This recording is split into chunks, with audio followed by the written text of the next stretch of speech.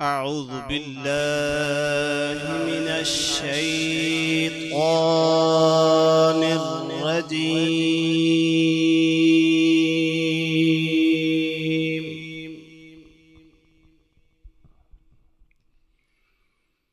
بسم الله الرحمن الرحيم.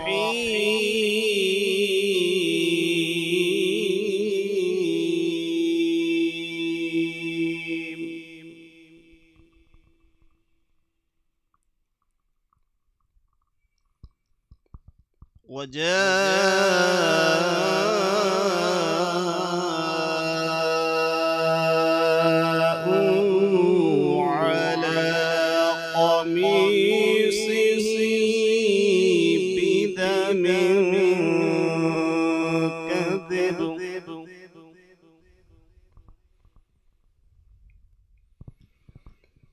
قال بل سولت لكم أنفسكم أمرا فصبر جميل.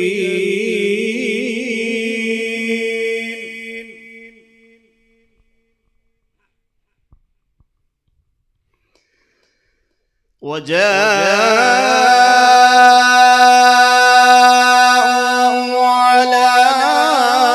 قميصه بدم كذب قال بل سولت لكم أنفسكم أمرا فصبر جميل.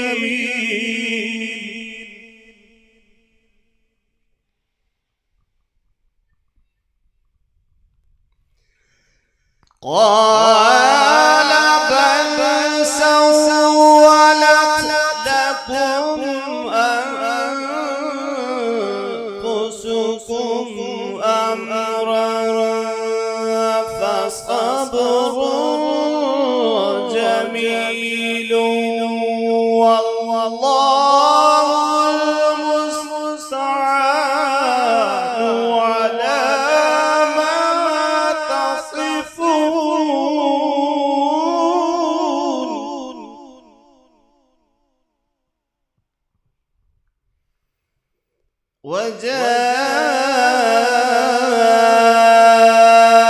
وجاءت سيارة فأرسلوا واردهم فأدلى دلوه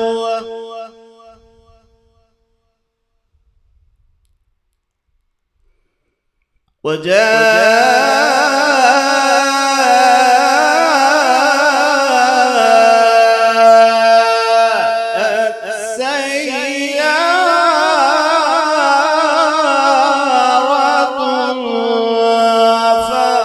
فأرسلوا واردهم فأدلى دلوه قال يا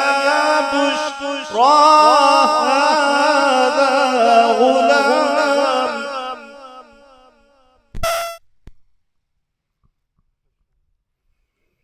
قال يا بشرى هذا غلام وأصروا بضاعة والله عليم بما يعملون.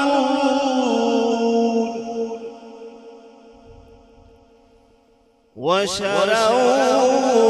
بثمن بخس دراهم معدودة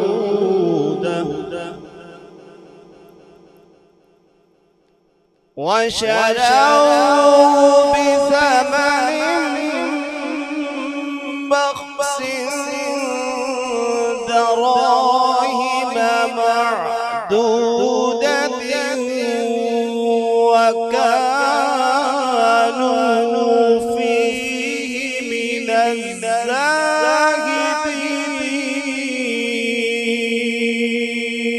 الزاهدين صدق الله العظيم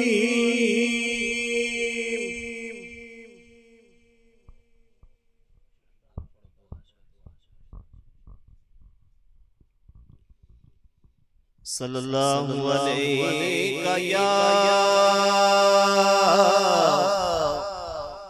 یا رسول اللہ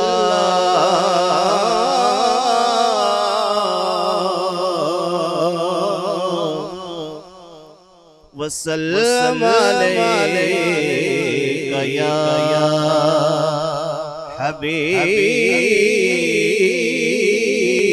حبیب اللہ صدائے درودوں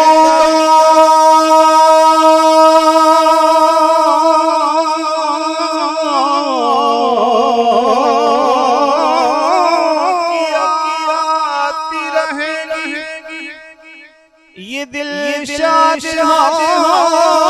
ہوتا رہے گا خدا اہل سنت کو آباد رکھے محمد کا میلاد ہوتا رہے گا صلی اللہ علیہ یا رسول اللہ وسلم علیہ یا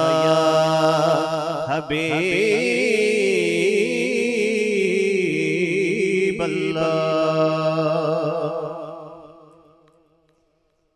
سید نے کربلا میں وعدے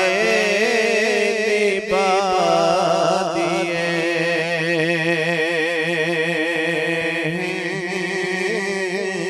سید نے کربلا میں وعدے نبھا دیے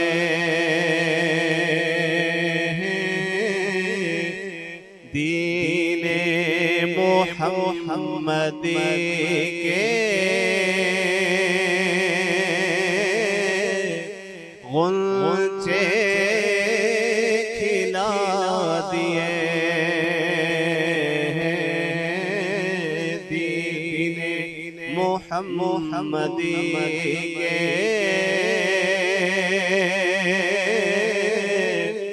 غنچے کھلا دیے بولے حسین مولا تیری رضا کی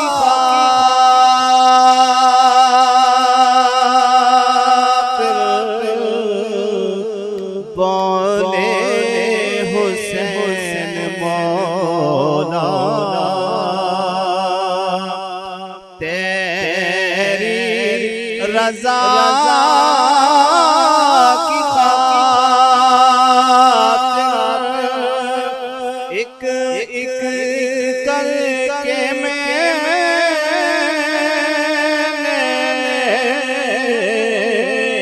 ایک ایک کر کے میں ہیرے لٹا دیے سید نے کربلا میں وعدے نبھا دیے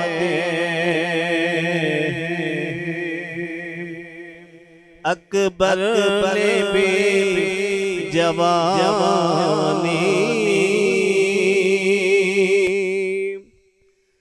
دین نبی پہ واری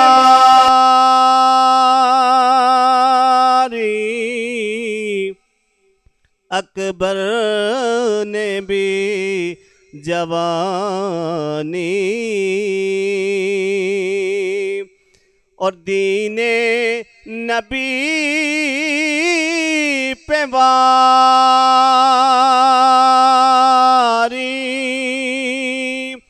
عباس نے بھی اپنے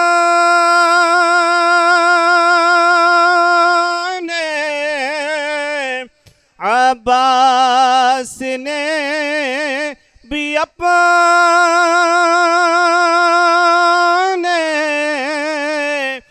بازو کٹا دیے ہیں سید نے کربلا میں وعدے نبھا دیے۔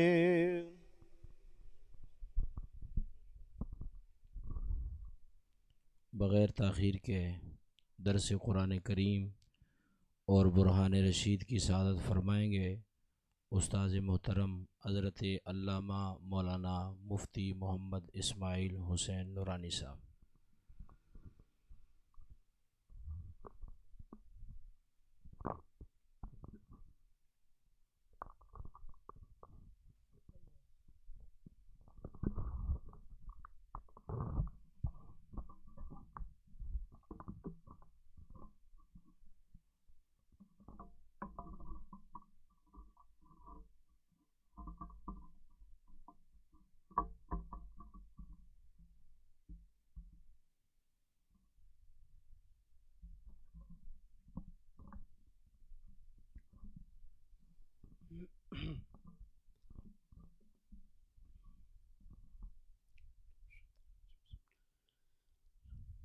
الحمد للہ رب العالمین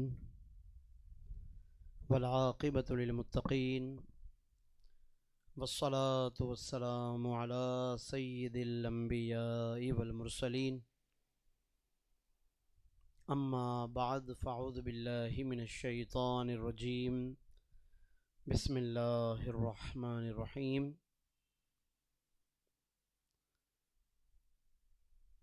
وَكُلًّا وعد اللہ الحسنى وقال تعالی فی مقام آخر انما يريد اللہ ليذهب عنكم الرجس اہل البیت ويطهركم تطہیرا وقال تعالی فی مقام آخر اولئک مبرؤون مما یقولون لهم مغفرة ورزق کریم وقال النبی صلی اللہ تعالی علیہ وسلم وَأَنَا تَارِكٌ فِيكُمُ الثَّقَلَيْنِ أَوَّلُهُمَا كِتَابُ اللَّهِ فِيهِ الْهُدَى وَالنُّورُ فَخُذُوا بِكِتَابِ اللَّهِ وَاسْتَمْسِكُوا بِهِ فحث على كتاب الله ورغب فيه ثم قال وأهل بيتي أذكركم الله في أهل بيتي أذكركم الله في أهل بيتي وفي رواية كتاب الله هو حبل الله من اتبعه كان على الهدى ومن تركه كان على الضلالة رواه مسلم۔ صدق رسولہ النبی الکریم۔ درود شریف پڑھ لیجیے اللہم صلی علی سیدنا و نبینا مولانا محمد وعلی آلہ وصحبہ وبارک وسلم وصلی علیہ۔ معزز مکرم علماء کرام، بالخصوص حضرت علامہ عبدالوحید نورانی صاحب، اور حضرت علامہ سید طاہر شاہ صاحب و دیگر معزز مہمانان گرامی، سامعین محترم اور اس محفل کے منتظمین، الحمدللہ ہم اور آپ قرآن و حدیث کے درس کی اس بابرکت محفل میں شرکت کی سعادت حاصل کر رہے ہیں، اور اسلامی سال کا پہلا مہینہ ماہ محرم ہمارے درمیان جلوہ گر ہے۔ بہت ہی محترم مہینہ ہے۔ قرآن مجید میں فرمایا کہ منہا اربعۃ حرم، 12 مہینوں میں سے 4 مہینے حرمت والے ہیں۔ پھر نبی کریم صلی اللہ علیہ وسلم نے احادیث میں اس کی تشریح فرمائی کہ وہ 4 مہینے جو حرمت والے ہیں وہ ذی القعدہ ہے، ذی الحجہ ہے، محرم ہے اور رجب ہے۔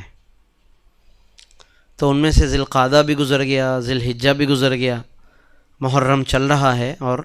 اس کے بعد پھر چند مہینوں کے بعد رجب کا مہینہ آئے گا۔ تو اللہ رب العالمین نے خاص طور پہ قرآن میں ان 4 مہینوں کا الگ سے ذکر فرمایا۔ اور اگر ہم اسلامی سال کی بات کریں تو یہ بھی ایک خاص بات ہے اسلامی سال میں کہ آخری مہینہ ذی الحجہ ہوتا ہے، پہلا مہینہ محرم ہوتا ہے، یعنی اسلامی سال کا اختتام بھی حرمت والے مہینے پر ہے، آغاز بھی حرمت والے مہینے سے ہے۔ تو گویا کہ یہ اشارہ ہے کہ بندہ مومن اللہ کی حرمتوں کا لحاظ کرے۔ حرمت کا مطلب ہے جن چیزوں کو اللہ نے معزز و محترم بنایا، جو پابندیاں اللہ نے عائد فرمائی، جو بھی احکام اللہ نے دیے ہیں، ان حرمتوں کا خیال رکھا جائے۔ نماز ہے، اس کی اپنی ایک عزت و تکریم اور احترام اور حرمت ہے۔ پھر اسی طرح قرآن ہے، اس کی اپنی عزت و تکریم اور حرمت ہے۔ اور رمضان المبارک ہے، روزے ہیں، تراویح ہے، حج ہے، قربانی ہے، اور آپس کے معاملات ہیں، مساجد ہیں،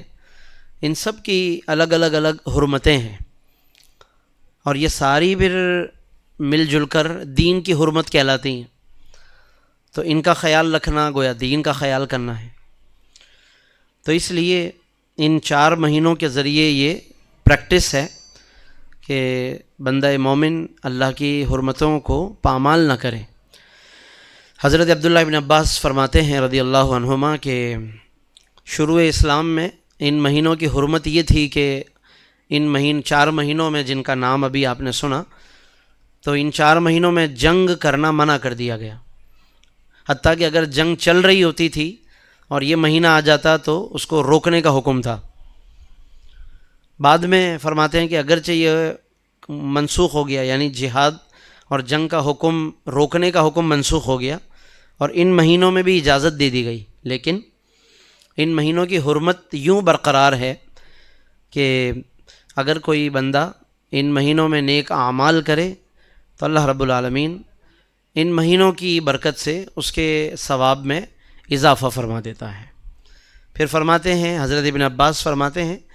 کہ اگر کوئی گناہ کرے تو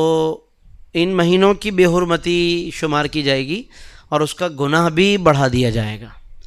تو اس لیے جو حرمت والے معاملات ہوتے ہیں، جہاں دین میں خاص حرمت کا لفظ آ گیا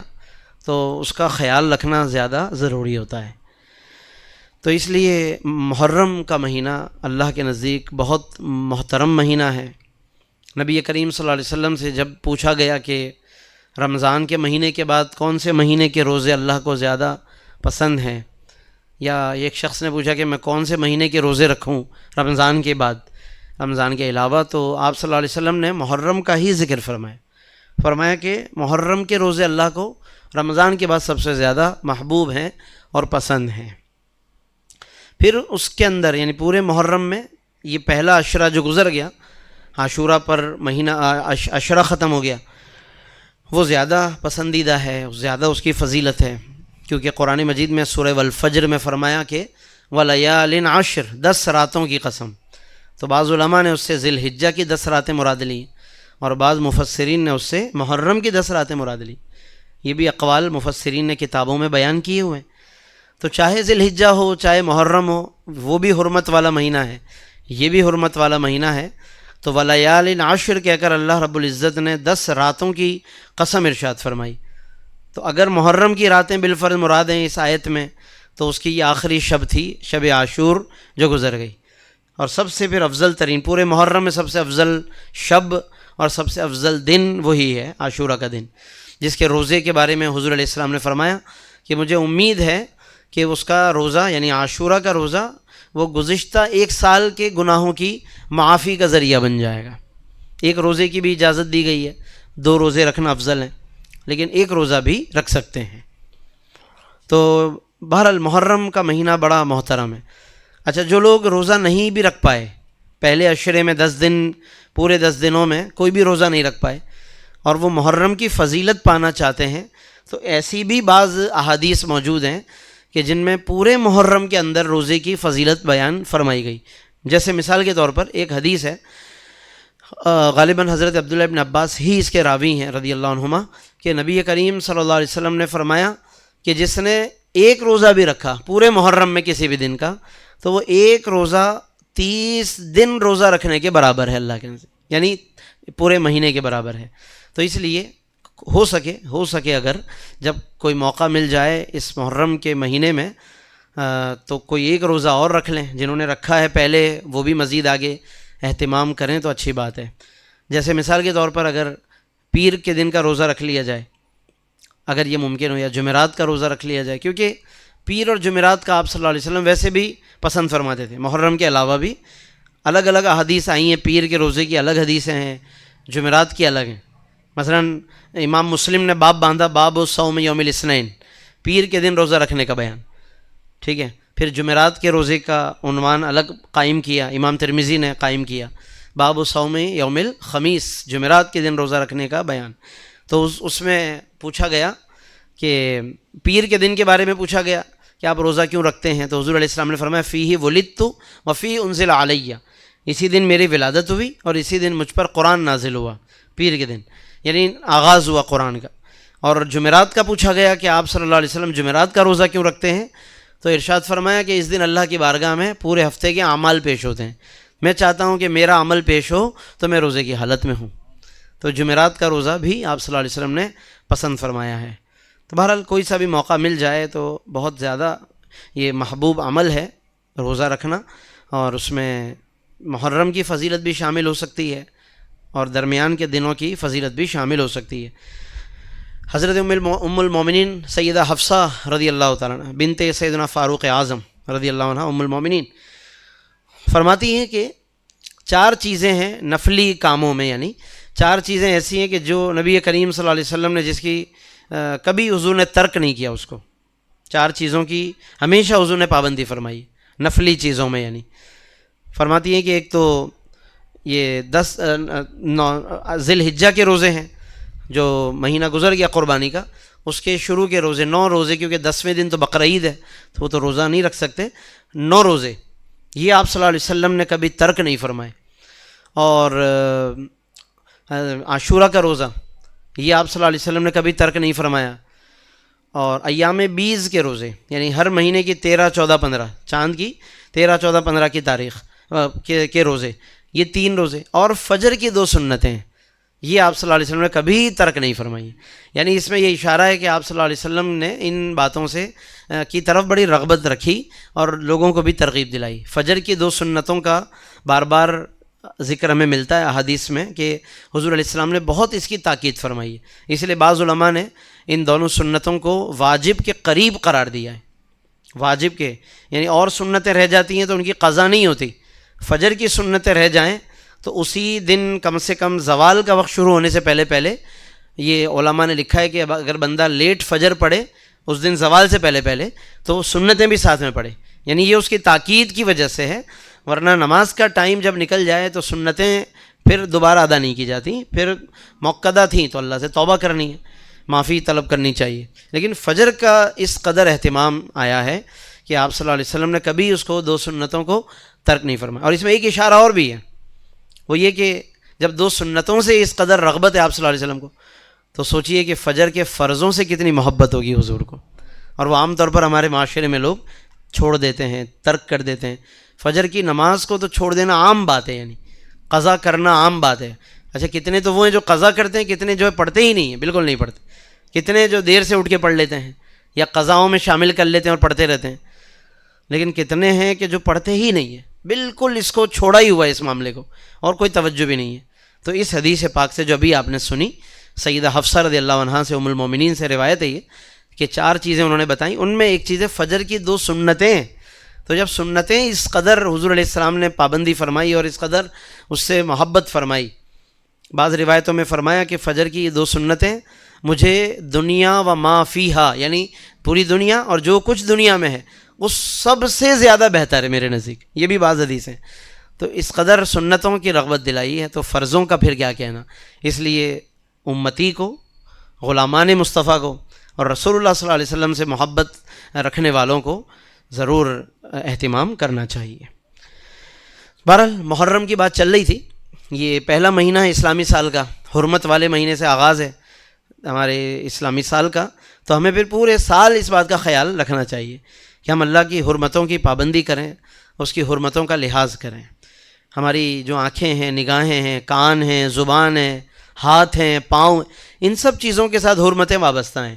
ان کا سب چیزوں کا صحیح استعمال یہ حرمتوں کا خیال ہے، اور غلط استعمال یہ بے حرمتی ہے. نگاہوں سے بے حرمتی ہوتی ہے، کانوں سے بے حرمتی ہوتی ہے، زبان سے بے حرمتی ہوتی ہے، کیونکہ زبان سے جب زبان درازی ہوتی ہے تو بے حرمتی میں شمار ہوتا ہے وہ. ٹھیک ہے، ہاتھوں سے بے حرمتی ہوتی ہے، بے ادبی ہوتی ہے. تو اس لیے ان تمام چیزوں کی حرمتوں کا خیال ہمیں کرنا چاہیے. آج خاص طور پر جو موضوع رکھا گیا ہے ماہ محرم کی مناسبت کو بھی سامنے رکھتے ہوئے، وہ حرمت قرآن مجید اور عظمت صحابہ کرام و اہل بیت اطہار. 3 یعنی باتیں ہیں، ایک قرآن مجید کے حوالے سے،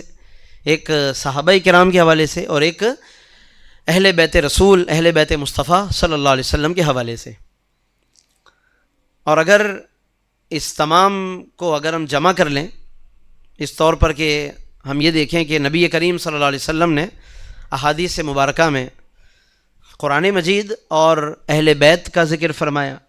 اور اسی طریقے سے ہمیں قرآن مجید اور صحابہ کرام کا ذکر ملتا ہے. تو اس سے یہ تینوں باتیں ہمیں ایک ساتھ نظر آتی ہیں.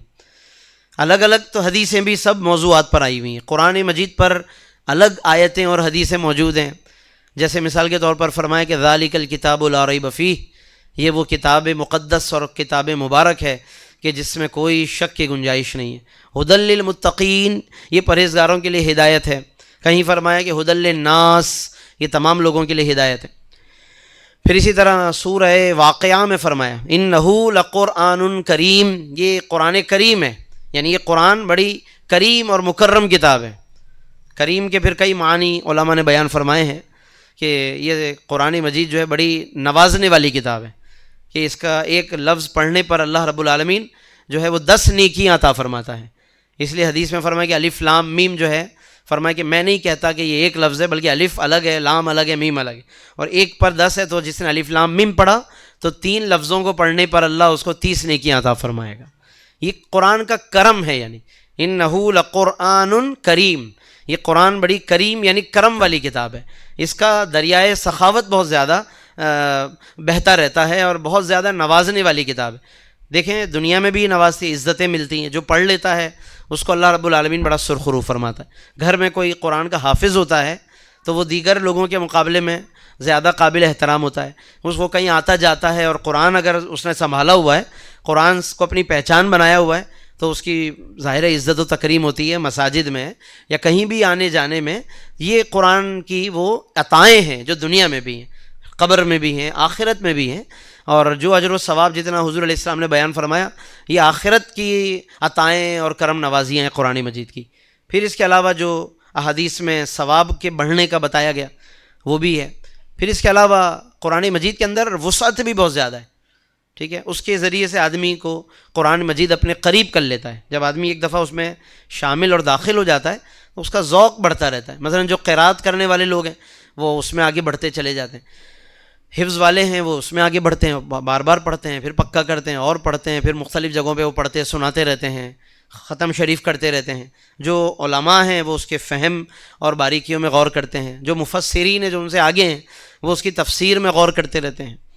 یعنی یہ قرآن مجید کا کرم دیکھیے ہر ایک پر کہ وہ کس طرح سے انہیں اپنی طرف مائل کر لیتا ہے اور لوگ اس کے اندر غور و فکر کرتے رہتے ہیں. تو بہرحال مختلف اس کی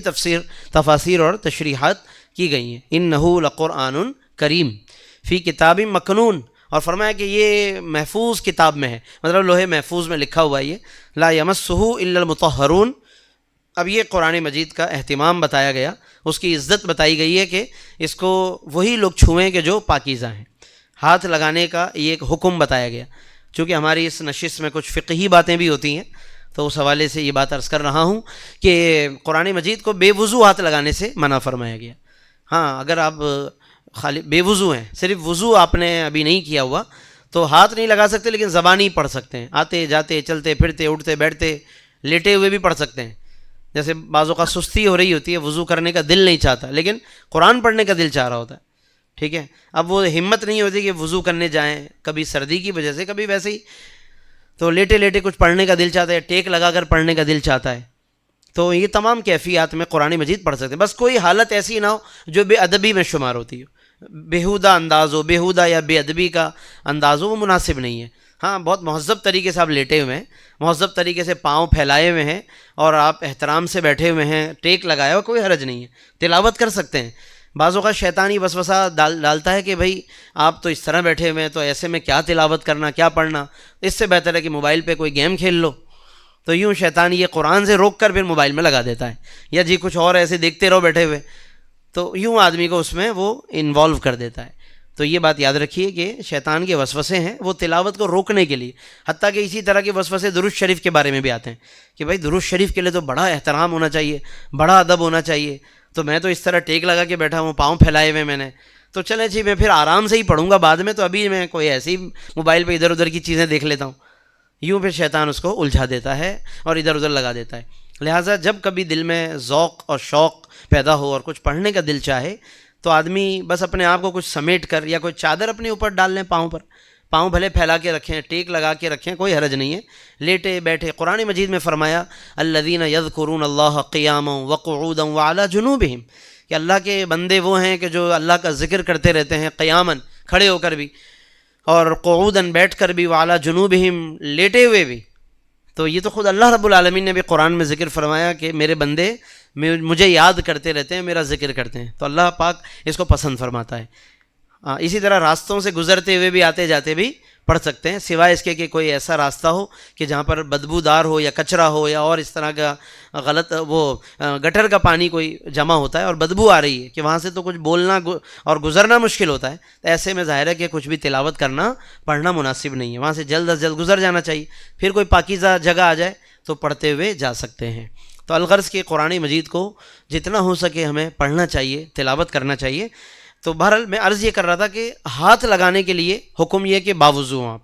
چھونے کے لیے، ہاتھ لگانے کے لیے. لیکن اگر باوضو نہیں ہیں، آپ بے وضو ہیں، تو آپ زبانی پڑھ سکتے ہیں، کوئی حرج نہیں ہے. اچھا بعض اوقات یہ ہوتا ہے کہ موبائل میں ہم پڑھنا چاہتے ہیں، وضو نہیں ہے، موبائل میں قرآن مجید ڈاؤن لوڈ کیا ہوا ہوتا ہے، ہم اپنے جاب پر ہیں، آفس میں ہیں، کہیں ادھر ادھر ہیں، پڑھنا چاہتے ہیں، لیکن اس میں بھی بار بار وہی خیال آتا ہے کہ وضو نہیں ہے، پھر اسکرین کو ٹچ کرنا پڑے گا. تو اسکرین کا حکم وہ نہیں ہے جو قرآن مجید کا حکم ہے. علماء نے فرمایا کہ وہ اور اسکرین کا حکم الگ الگ ہے. اسکرین کو ٹچ کر سکتے ہیں بغیر وضو کے بھی، ٹھیک ہے، اور وہ قرآن کو چھونا نہیں کہلائے گا، کیونکہ وہ اسکرین پر خالی ڈسپلے ہوتا ہے وہ لفظ، وہ باقاعدہ پرنٹ نہیں ہوتا، اسکرین پر چھپا ہوا قرآن نہیں ہوتا، وہ بیچ میں شیشہ ہے، سب چیزیں ہیں، وہ خالی اس کو ڈسپلے کر رہا ہے، دکھا رہا ہے ہمیں، وہ اسکرین دکھا رہی ہوتی. اس لیے اس باریکی یا باریک فرق کی وجہ سے اس کا حکم الگ ہے. نسخے کا جو سامنے رکھا ہے مصحف شریف اور جو موبائل میں ہے اس کا حکم الگ ہے. ہاں زیادہ ادب اور احترام ہے کہ آدمی اس کے لیے بھی وضو کرے، اس کے لیے بھی اہتمام اور احترام کرے، اچھی بات ہے، دل میں جتنا ادب رہے اتنا اچھا ہے. لیکن کبھی کبھی ایسا ہوتا ہے کہ بس آدمی چاہتا ہے کہ میں بیٹھا پڑھتا رہوں، پڑھ سکتے ہیں، منع نہیں ہے. تو لہذا کوشش کریں کہ تلاوت کریں اور اس کو پڑھیں. ہاں کبھی اگر ایسا ہو کہ غسل فرض ہے آدمی پر، جنابت کی حالت اس کو کہتے ہیں، ناپاکی، بڑی ناپاکی لاحق ہے، تو پھر زبان سے بھی نہیں پڑھ سکتے. چھونا تو ہے ہی منع، لیکن زبان سے بھی تلاوت منع ہو جائے گی. پھر یہ نہیں کر سکتے کہ ابھی غسل نہیں ہے تو چلے میں زبانی پڑھ لوں، سورہ ملک پڑھنی ہے مجھے، سورہ یاسین پڑھنی ہے تو میں چلتے پھرتے آتے جاتے پڑھ لوں، غسل بعد میں کر لوں گا. نہیں، بے غسل کی حالت میں زبانی تلاوت بھی منع ہو جائے گی. ٹھیک ہے، یہ بھی اس پر پھر احادیث ہیں بہت ساری. نبی کریم صلی اللہ علیہ وسلم نے اس میں جنابت یعنی بڑی ناپاکی کا ذکر فرمایا. خواتین کی جو ناپاکیاں ہوتی ہیں ان کا بھی حضور علیہ السلام نے ذکر کرتے ہوئے، یہ وہی پوری حدیث ہے کہ جس میں آپ صلی اللہ علیہ وسلم نے تلاوت سے منع فرما دیا. ٹھیک ہے، تو اس لیے چھونے کے احکام الگ ہیں، تلاوت کے احکام الگ ہیں. بے وضو اگر آپ ہیں تو پڑھ سکتے ہیں زبانی، لیکن بے غسل ہیں تو پھر زبانی بھی نہیں پڑھ سکتے. ٹھیک ہے، اور بعض اوقات ایسا ہوتا ہے گھروں میں، خاص طور پہ خواتین کے ساتھ یہ بات پیش آتی ہے کہ بچے جو مدرسے جاتے ہیں تو وہ قرآن شریف مانگتے ہیں، جیسے کہیں رکھا ہوا ہے اونچا، اب ان کو قرآن شریف دینا ہے. مائیں جو ہیں قرآن شریف اتار کے دیتی ہیں بچوں کو، بچے پڑھنے، سپارہ ہے یا قرآن ہے، اور بچے پھر مدرسے چلے جاتے ہیں، مسجد میں چلے جاتے ہیں. تو اب ہر وقت تو وضو نہیں ہوتا، یا اسی طرح ناپاکی کی حالت ہے، اور گھر میں مرد حضرات کوئی نہیں ہے اور خواتین ہیں، مائیں ہیں، اور وہ بچے مانگ رہے ہیں جی قرآن شریف دے دیں آپ ہمیں. تو ایسی صورت میں ہر وقت وضو کے لیے بار بار جانا آنا بھی مشکل ہوتا ہے، کام کاج میں مصروف ہوتی ہیں. تو پھر یہ کہ کوئی کپڑا الگ سے صاف ستھرا کپڑا وہاں قریب رکھ لیں یا اٹھا لیں اس ٹائم، اور وہ کپڑا جو ہے اٹھا کر اس کپڑے سے چھو کر پھر انہیں قرآن مجید دے سکتے ہیں. ٹھیک ہے، ہاں ایسا کپڑا کہ جو آپ کے جسم کے ساتھ اٹیچ ہے، باقاعدہ اوڑھا یا پہنا ہوا ہے، یا قرآن مجید کو اڑایا ہوا ہے، وہ کپڑا اس کے لیے صحیح نہیں رہے گا، یعنی وہ قرآن کو ہی چھونا پھر کہلائے گا. جیسے غلاف، اس قرآن مجید جو میرے سامنے ہے اس پہ غلاف باقاعدہ پہنایا ہوا ہے، تو یہ کپڑا وہ نہیں کہلائے گا جو الگ سے ہم کپڑا اٹھا کر قرآن مجید کو کسی کو دیتے ہیں، یہ اس میں شمار نہیں ہوگا. اسی طرح کوئی کپڑا خود اوڑھا ہوا ہے، جیسے خواتین نے دوپٹہ اوڑھا ہوا ہے، تو وہ اسی دوپٹے سے اگر دینا چاہیں تو یہ ٹھیک نہیں ہے. کپڑا ایسا ہو کہ جو نہ قرآن کے ساتھ اٹیچ ہو نہ آپ کے ساتھ ہو، صرف ہاتھ میں آپ نے اس کپڑے کو لیا اور قرآن مجید دے دیا. یہ بھی علماء نے مسائل، اس کے باریکیاں لکھی ہوئی ہیں، تو اس کو بھی ہمیں سمجھنا چاہیے اور گھر میں بتانا چاہیے. بہرحال یہ کوئی ایسا مشکل مسئلہ نہیں ہے کہ وضو کے لیے جانا پڑے، کوئی بھی کپڑا پاکیزہ اٹھا کر بچوں کو قرآن مجید یا سپارہ وغیرہ دے سکتے ہیں، اس میں کوئی حرج نہیں ہے. اچھا، یہ بات آ گئی ہے تو میں عرض کر رہا ہوں، اصل موضوع تو ہمارا الگ ہے کہ اس ناپاکی کے حالت میں ظاہر ہے کہ قرآن مجید بھی منع ہو گیا پڑھنا اور چھونا بھی منع ہو گیا، تو البتہ دیگر جو ذکر و اذکار ہیں وہ کیے جا سکتے ہیں. اس کے لیے بہتر ہے کہ کلی وغیرہ کر کے اپنے منہ کو پاک صاف کر لیں، اور پھر مرد حضرات ہوں یا خواتین ہوں جو بھی ناپاکی میں ہیں تو وہ دیگر ذکر و اذکار کر سکتے ہیں، تسبیح پڑھ سکتے ہیں، درود شریف پڑھ سکتے ہیں، اور دیگر جو بھی اذان کا جواب ہے اور ذکر و اذکار ہیں، وہ ساری چیزیں اپنی جگہ ہیں اور وہ پڑھنی بھی چاہیے، تاکہ ایسا بھی نہ ہو کہ وہ ناپاکی کا پورا ٹائم جو ہے وہ بغیر تلاوت اور بغیر ذکر و اذکار کے گزر جائے. ہونا یہ چاہیے کہ اگر ہم تلاوت نہیں کر سکتے تو کم از کم دیگر ذکر و اذکار سے اپنے آپ کو دور نہ رکھیں. تو بہرحال قرآن مجید کے بارے میں الگ جو ہے آیات اور الگ احادیث تو وہ بہت ساری وارد ہوئی ہیں، جس میں قرآن مجید کی عزت، حرمت، تکریم، تعظیم، ادب، احترام بتایا گیا. حضرت سیدنا فاروق اعظم اور سیدنا عثمان غنی کے حوالے سے تو خاص طور پر ادب و تعظیم کے حوالے سے اس طرح کی روایات آئی ہیں کہ وہ صبح جو ہے قرآن مجید کو اٹھاتے تھے اور پھر کہا کرتے تھے کہ ھذا منشور ربنا وھذا عہد ربنا، یہ ہمارے رب کا عہد ہے اور یہ ہمارے رب کا وعدہ اور منشور ہے ہمارے ساتھ. پھر اس کو یہ کہہ کر وہ چومتے تھے اور پھر اس کو اپنے سامنے رکھتے تھے. تو تلاوت کے آداب میں سے یہ بھی ہے کہ آدمی اس کی عزت اور تکریم کرے، احترام کرے اور عہد کو تازہ کرے.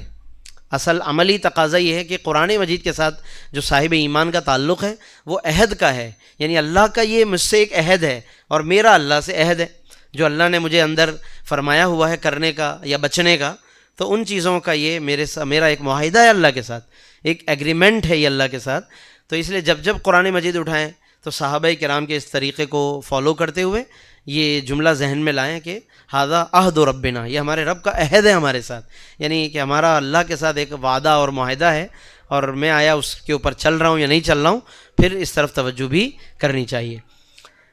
قرآن مجید کی حرمت کا یہ سارا گفتگو اس لیے ہم نے شامل کی اس موضوع کے ساتھ ساتھ کہ چونکہ آئے دن واقعات ہوتے رہتے ہیں قرآن مجید کی بے حرمتی کے، قرآن مجید کی بے ادبی کے، دنیا بھر میں کوئی نہ کوئی واقعہ سامنے آتا رہتا ہے۔ جو ظاہر ہے کہ غیر مسلم دنیا ہے وہ تو اس طرح کی حرکتیں کر کے مسلمانوں کے جذبات کو ابھارنے کی کوشش کرتے رہتے ہیں۔ اس کے اندر ان کے مختلف عزائم ہیں، ان کے مختلف مقاصد ہیں۔ خاص طور پر ان کا جو ایک مقصد ہے وہ یہ کہ مسلمانوں کو اشتعال میں لا کر پھر دنیا کے سامنے یہ پیش کیا جائے کہ دیکھیں یہ دہشت گرد یہی ہے۔ یعنی پہلے الٹی حرکت کرتے ہیں وہ، اور پھر جان بوجھ کر مسلمانوں کے کو اشتعال میں لا کر وہ ایسی اشتعال انگیزیاں کروانا چاہتے ہیں تاکہ مسلمان جو ہیں وہ اشتعال انگیزی کریں اور پھر دنیا کو دکھایا جائے۔ یہ اس طرح کے ان کے الٹے سیدھے عزائم اور عجیب و غریب قسم کے مقاصد ہیں۔ تو بہرحال ایسے موقع پر احتجاج کرنا یہ یقیناً ہمارے ایمان کا تقاضا ہے، لیکن اس احتجاج کو اس انداز سے پیش کرنا کہ جو واقعی ہمارے شایان شان ہو، دین اسلام کے بھی اور قرآن مجید کے تعلیمات کے بھی تقاضوں کے مطابق ہو، یہ زیادہ ضروری ہے، تاکہ کہیں بھی کوئی ایسا میسج نہ جائے یا کوئی بھی اس سے کوئی غلط پکچر اٹھا کر اسلام کے خلاف کوئی زبان درازی نہ کرے اور کوئی غلط بات اس سے آگے نہ جائے۔ یہ ملحوظ رکھنا چاہیے۔ باقی ہر ایک کا اپنا اپنا طریقہ ہے، ہر ایک کا اپنا اپنا انداز ہے احتجاج کرنے کا یا اس حرکت پر اپنے جذبات کے اظہار کرنے کا، وہ مختلف طریقے ہیں۔ حدیث میں فرمایا کہ من رآ منکم منکرن، تم میں سے جو آدمی کوئی برائی دیکھے فلیغیرہ بیدہ، تو اپنے ہاتھ سے اس کو روکنے کی کوشش کرے یا بدلنے کی کوشش کرے۔ فإن لم یستطع، اگر وہ طاقت نہ رکھے فبلسانہ، ہاتھ سے روکنے کی طاقت نہیں رکھتا تو زبان سے روکے، اگر زبان سے نہیں روک سکتا فبقلبہ، تو اپنے دل میں اس کو برا جانے، وذالک اضعف الایمان، اور یہ ایمان کا سب سے کمزور ترین حصہ ہے۔ اب یہ 3 کیٹیگری بتائی گئی ہیں، الگ الگ درجات ہیں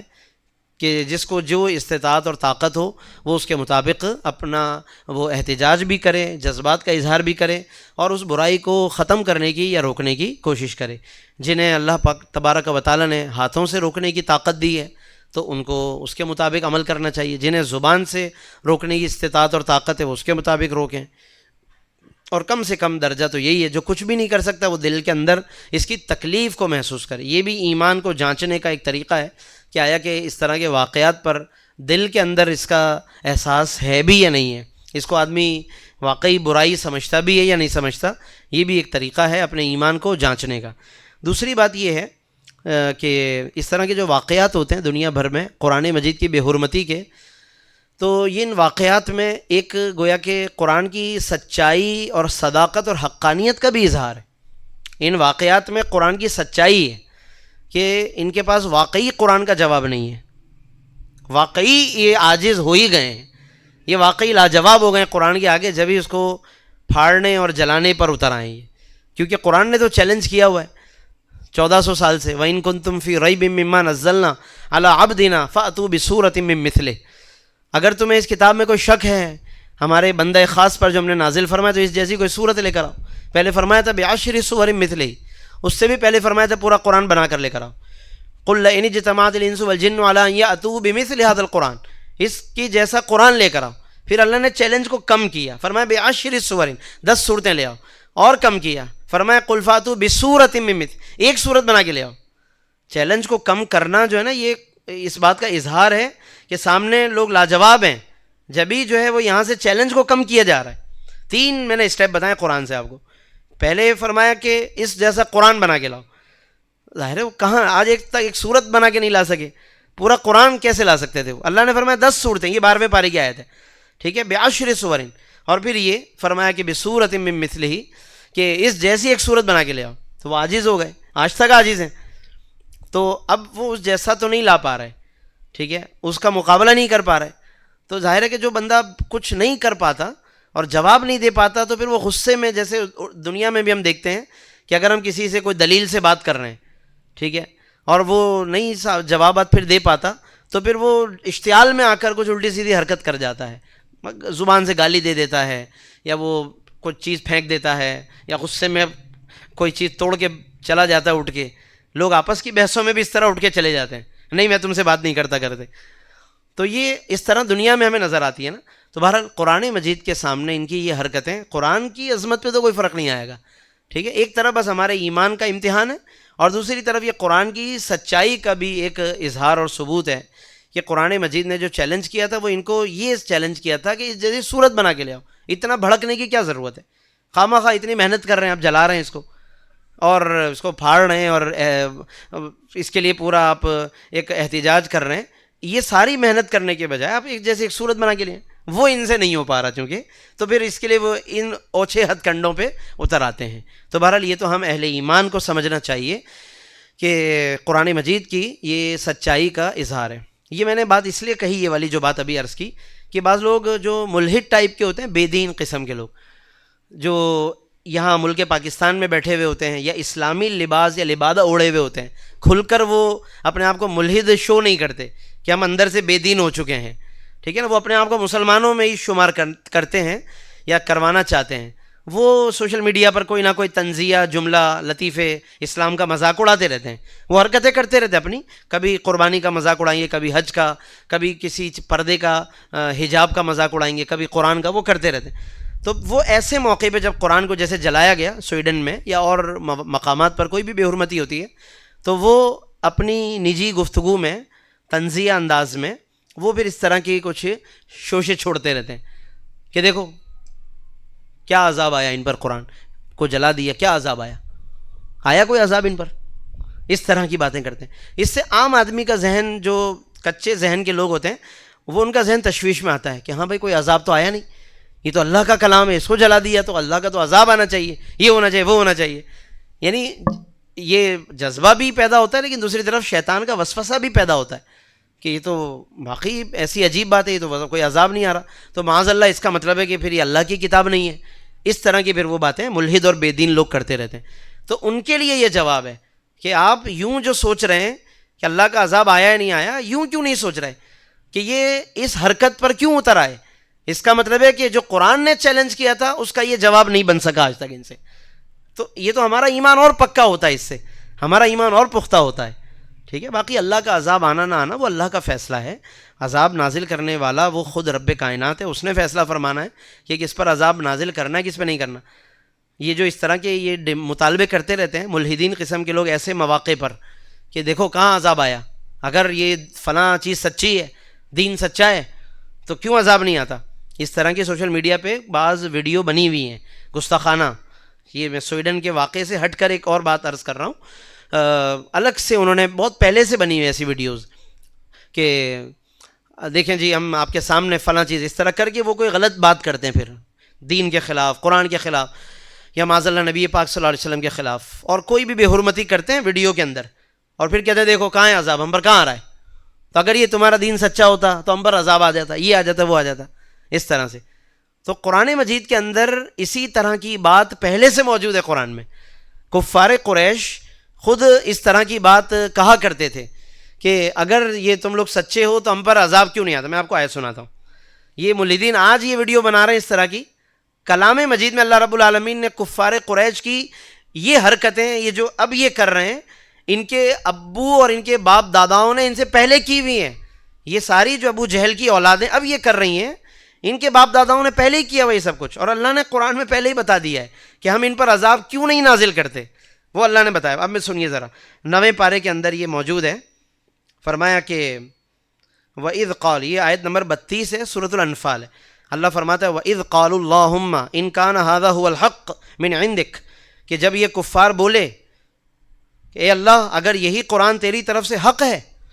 فَأَمْطِرْ عَلَيْنَا حِجَارَةً مِنَ السَّمَاءِ، تو ہم پر آسمان سے پتھر برسا، کہ ہم تو انکار کرتے ہیں اس قرآن کا۔ دیکھا، یہ ویڈیو اب بنا رہے ہیں اس طرح کی، قرآن کے اندر ہی پہلے سے آیت موجود ہے کہ کفار کی یہ ہمیشہ سے یہ طریقہ رہا اس طرح کی الٹی سیدھی باتیں کرنے کا، یعنی وہ جیسے سمجھتے ہیں کہ ہم یہ کہیں گے اور اللہ بھی اشتعال میں آ جائے گا۔ اللہ پاک ایسے اشتعالوں سے پاک ہے، اللہ کا اپنا ایک طریقہ ہے، وہ اپنے وقت پر ہی سارا کام کرتا ہے جو اس نے کرنا ہے۔ بندے سارے مل کے بھی اگر چاہیں نا کہ اللہ کو ہم اشتعال میں لے آئیں اور وہ ہماری وجہ سے جلدی سے کچھ کر دے گا،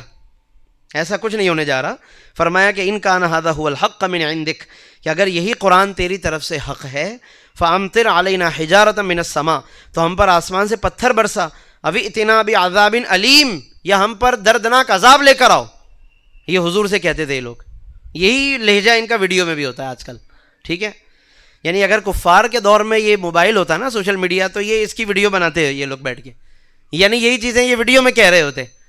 بس فرق یہ ہے کہ اس وقت یہ تھا نہیں کچھ ایسا، تو یہ ان کے چیلے آ گئے نا سارے اس کی نمائندگی کر رہے ہیں اس آیت کی۔ اللہ نے فرمایا کہ ہم کیوں عذاب نازل نہیں کرتے؟ یہ لوگ جو اتنا بھڑک رہے ہیں دین اسلام کے خلاف، بک بک کر رہے ہیں قرآن کے خلاف،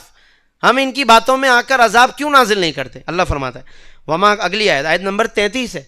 جواب دے رہا اللہ پاک، وما کان اللہ لیعذبہم وانت فیہم، اور اللہ کا کام نہیں کہ عذاب نازل کرے جب تک کہ اے محبوب آپ ان میں تشریف فرما ہیں۔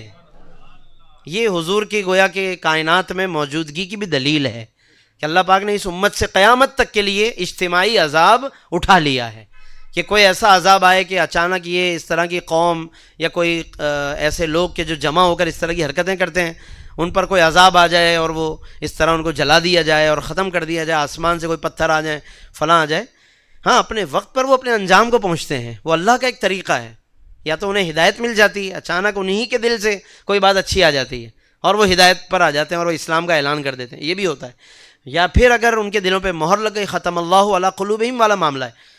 تو پھر وہ اپنے وقت مقرر پہ عذاب کو پہنچتے ہیں۔ اللہ فرماتا ہے وما کان اللہ معذبہم وہم یستغفرون، اور اللہ انہیں عذاب کرنے والا نہیں ہے جب تک وہ بخشش طلب کرنے والے ہیں، یعنی اگر وہ بخشش بھی طلب کریں گے تو ہم انہیں معاف فرما دیں گے، یہ بھی گویا کہ انہیں کہ اشارہ دیا گیا ہے۔ تو یہ باتیں ساری موجود ہیں، یہ آج کر رہے ہیں اس طرح کی باتیں، تو لہٰذا کبھی بھی ان واقعات پر اس طرح مایوسی نہیں ہونی چاہیے، اور دوسرا الحاد اور بے دین لوگوں سے پریشان نہیں ہونا چاہیے۔ ہاں، جواب اس کا ضرور سوچنا چاہیے، اس کا جواب سوچنا سعادت ہے، اس میں انسان کا قلبی طور پہ پریشان ہونا، اس جواب کے لیے محنت کرنا، کوشش کرنا، وہ سب سعادت کی باتیں ہیں، لیکن مایوس نہیں ہونا چاہیے۔ ہو سکتا ہے بعض اوقات ایسے بھی اعتراض ہو سکتے ہیں ہم اس کے جواب کو نہ بھی پہنچ پائیں، کوئی بات نہیں، یہ ہماری ناکامی ضرور ہے، ہمارے دین کی ناکامی نہیں ہے۔ ہو سکتا ہے نا کوئی اعتراض ایسا آ جائے دنیا میں کہ ہم جواب نہ دے پائیں، کوئی عالم عاجز آ سکتا ہے، عالم عاجز آ سکتا ہے، عالم کا عاجز ہونا دین کا عاجز ہونا نہیں ہے۔ ایک عالم عاجز ہو سکتا ہے، دین اپنی جگہ پر قائم و دائم ہے، کیونکہ وہ رسول اللہ کا دین ہے، رسول پاک صلی اللہ علیہ وسلم کا دین ہے، اس لیے کسی بات کا جواب نہ بھی آئے بالفرض تو اس پر غور و فکر کرتے رہنا، سوچنا، یہ بھی سعادت کی بات ہے۔ جتنا وقت اس میں صرف ہوگا اس کا بھی انشاءاللہ اجر و ثواب ملے گا۔ تو بہرحال حرمت قرآن یہ بہت ضروری ہے ہمارے لیے، اور اس میں سب سے بڑی ہماری ذمہ داری یہ ہے کہ ہم اپنے لوگوں میں، گھروں میں، خاندانوں میں، معاشرے میں قرآن کا شعور پیدا کریں۔ یہ محفل بھی اسی کی کوشش ہے۔ ایک طرف جیسے ہم تلاوت کرتے ہیں گھروں میں یا مسجدوں میں، اور اس طرح کی محافل جو ہوتی ہیں چاہے مسجد میں ہو یا چاہے یہاں پر ہو، وہ ایک فہم قرآن کے لیے ہے، قرآن مجید کے قریب لانے کے لیے اور اس کا احترام اور شعور زندگی میں پیدا کرنے کے لیے ہے۔ مقصد صرف یہ ہے کہ ہم قرآن مجید کے ساتھ ہمارا تعلق صرف احترام اور ادب کی حد تک نہ رہے کہ ہم نے چوما اور اس کو رکھ دیا بند کر کے، یا جب قسم اٹھانے کی نوبت آئی تو قرآن پہ ہاتھ رکھ کے کوئی ہم نے سودا بیچ دیا، یا قرآن کی قسم اٹھائی اور کوئی ہم نے قسم اٹھا لی اور وعدہ کر لیا۔ یہ ہمارا جو تعلق ہے دو چار کاموں کا، کوئی فاتحہ پڑھ لی، کوئی انتقال ہو گیا تو قرآن خوانی کر لی، یہ دو چار پانچ جو 6 کام ہیں ہمارے، یہ نہ رہیں بس صرف، بلکہ اس سے آگے بڑھیں اور قرآن مجید کو اپنی زندگی میں عملی طور پر ہم نافذ کریں۔ اچھا، اس کے ساتھ ساتھ خاص طور پر جو ٹاپک ہے عظمت صحابہ کرام اور اہل بیت اطہار، اس حوالے سے مقصد اس موضوع کا یہ ہے کہ ہم اپنی زندگی میں ان دونوں موضوعات اور ان دونوں جو ٹاپک ہیں اس کی عظمت کو اپنے دل میں جمع کریں، یعنی ہمارا تعلق صحابہ کرام سے بھی عزت و حرمت کا ہو، اور اہل بیت اطہار، اہل بیت مصطفیٰ صلی اللہ علیہ وسلم سے بھی عزت و حرمت کا ہو۔ ان دونوں شخصیات سے اور ان دونوں ہستیوں سے ہمارا تعلق انتہائی درجے کا احترام کا تعلق ہو۔ الگ الگ انسان کا تقسیم ہو جانا یہ قرآن مجید کے بھی خلاف ہے، حدیث کے بھی خلاف ہے۔ آج کے دور میں ہمیں اس طرح کی تقسیمات نظر آتی ہیں، سوشل میڈیا خاص طور پر بھرا پڑا ہے ایسی چیزوں سے کہ لوگ بڑے ون سائیڈڈ ہو کر بات کرتے ہیں۔ بعض ایسی ویڈیو آپ کو ملیں گی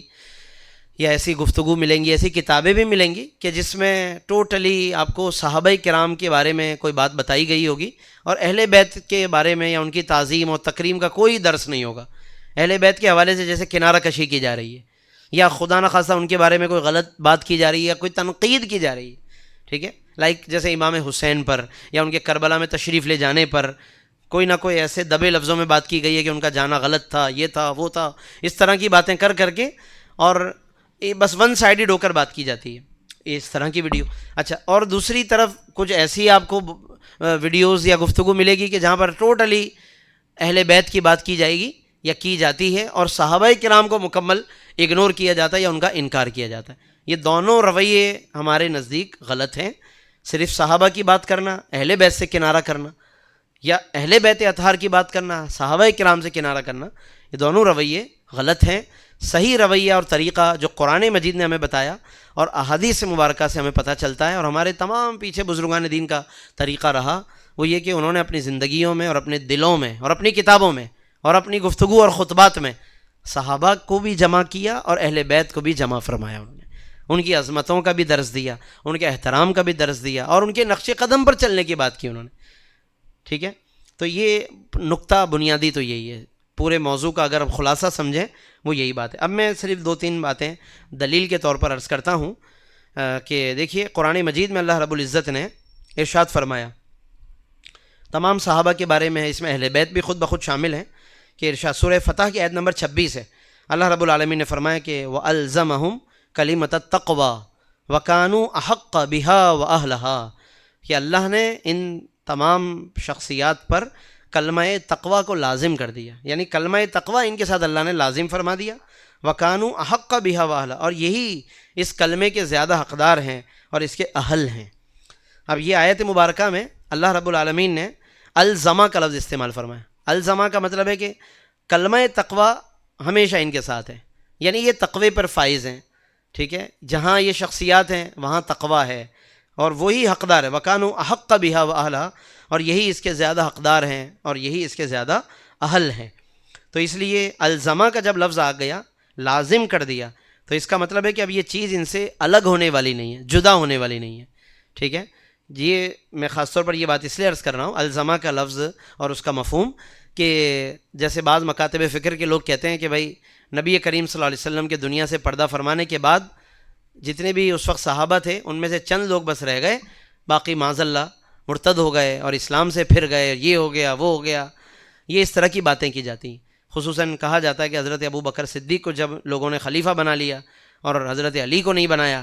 تو وہیں سے ہی جو ہے وہ اسلام سے پھر گئے اور دین پر پھر وہ قائم نہیں رہے وغیرہ. اب یہ دیکھیں قرآن کیا فرما رہا ہے، الزمہم، اللہ نے ان پہ لازم کر دیا ہے کلمۃ التقوی، کلمہ تقوی کو.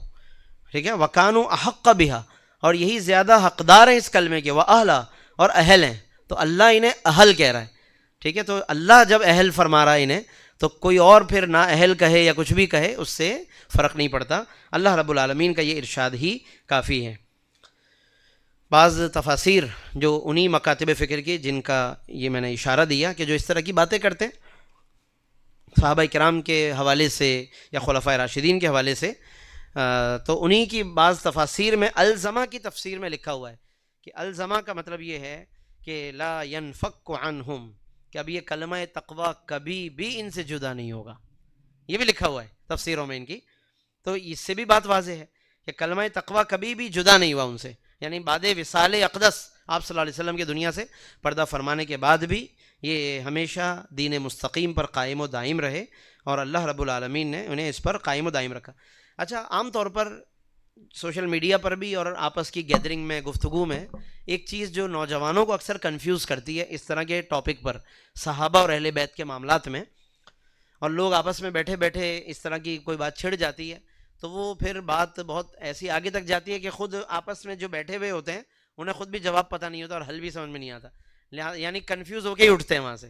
اس لیے جب علم نہ ہو تو بات یا تو اتنی زیادہ کرنی نہیں چاہیے کہ جس کا اختتام اور نتیجہ کنفیوژن پہ نکلے، تو کیا فائدہ ہوا. خواہ خواہ جو ہے وہ دل کے اندر آخر میں اٹھ کر بے ادبی کوئی پیدا ہو جائے کسی شخصیت کے بارے میں، تو اس حد تک آگے جانا، جب تک کہ معلومات نہ ہو، پورے دلائل پتہ نہ ہو، ہمیں نہیں جائے، یا پھر کسی صاحب علم سے رجوع کرنا چاہیے. اب میں آپ کو ایک کنفیوژن بتا رہا ہوں جو عام طور پر سوشل میڈیا پر بھی بڑی کریٹ کی جاتی ہے اور آپس کی گفتگو میں بھی ہو جاتی ہے. وہ یہ کہ بھائی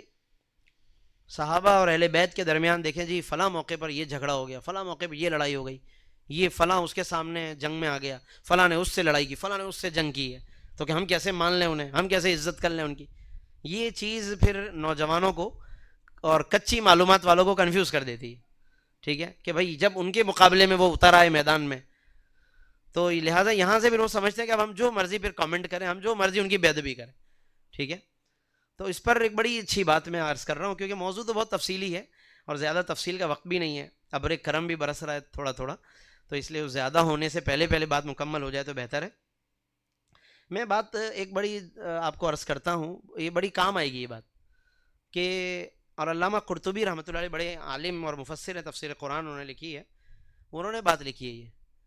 میں اس کا خلاصہ کر رہا ہوں کہ آپ یہ دیکھیے کہ یہ جو جھگڑے وغیرہ بتائے جاتے ہیں تاریخ کی کتابوں میں بھی لکھے ہوئے ہیں، یہ فلاں نے فلاں سے مقابلہ کیا، فلاں کے مقابلے میں آ گئے، حضرت امیر معاویہ جیسے حضرت علی کے مقابلے میں آ گئے، ٹھیک ہے، یا اور اس طرح کی کوئی مثالیں ہیں. تو بات یہ ہے کہ یہ سارے اختلافات خود اللہ رب العالمین کو بھی پہلے سے اور ازل سے معلوم تھے یا نہیں تھے؟ یعنی ہمیں تو بعد میں پتہ چلا نا، کتاب پڑھ کر یا کسی کی تقریر سن کر کہ بھائی فلاں کا فلاں سے اختلاف ہوا تھا، فلاں کی فلاں سے جنگ ہوئی تھی، ہمیں تو بہت بعد میں پتہ چلا. خود سب سے پہلے اگر کسی کو معلوم ہے تو وہ اللہ رب العزت ہے، اللہ رب العزت کو سب سے پہلے معلوم، مگر اس کے باوجود کہ رب العالمین کا علم ازلی ہے، اسے پہلے سے معلوم ہے،